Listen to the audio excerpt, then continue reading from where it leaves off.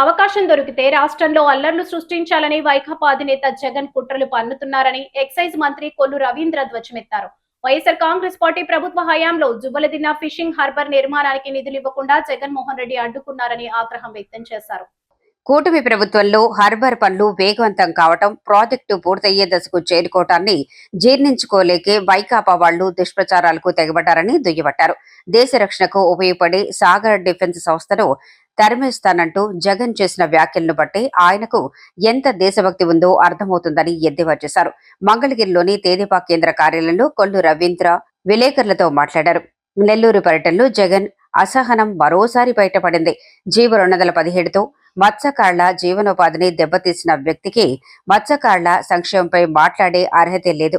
కూటమి ప్రభుత్వం వచ్చాక ఆ జీవోను రద్దు చేశాం అని రవీంద్ర గుర్తు చేశారు. జగన్ నిర్లక్ష్యం వల్లే గస్తీ మెరైన్ బోట్లు మూలన పడ్డాయని ధ్వజమెత్తారు. సముద్ర గస్తీ విషయంలో జగన్ నిర్లక్ష్యంగా వ్యవహరించారు.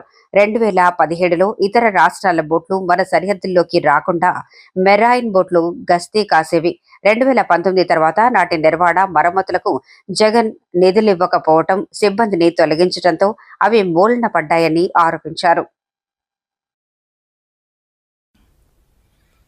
మొన్న ఏదో ఒక గ్రామంలో, అలాగే 144 గ్రామాలకు సంబంధించి ఒక బోటు విషయంలో తమిళనాడు బోట్ని వదిలేశారనేది వాళ్ళు గ్రామాల మధ్యన డిస్కషన్ జరుగుతూ ఉంటే దాన్ని కూడా రాజకీయం చేయాలని మీరు ప్రయత్నం చేయటం, ఇదేదో లోకేష్ గారు వచ్చాక బోట్ వెళ్ళిపోయిందని చెప్పి దుష్ప్రచారం చేయటం, దీంట్లో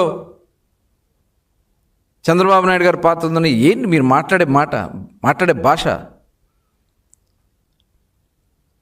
ప్రతిదీ రాజకీయం చేయటమేనా?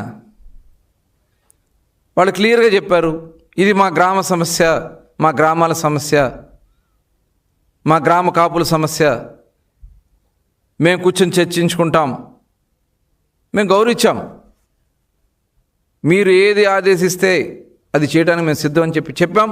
ఆ రకంగానే వాళ్ళు సభ పెట్టుకున్నారు. అలా ఉన్నటువంటి దీని ప్రకారం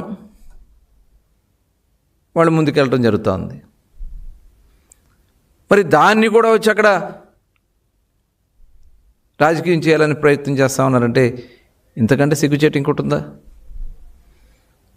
ఇవాళ ఇక్కడ సాగర్ డిఫెన్స్కి సంబంధించినటువంటి సంస్థ, కేంద్ర ప్రభుత్వం అనుమతితో వచ్చినటువంటి సంస్థ,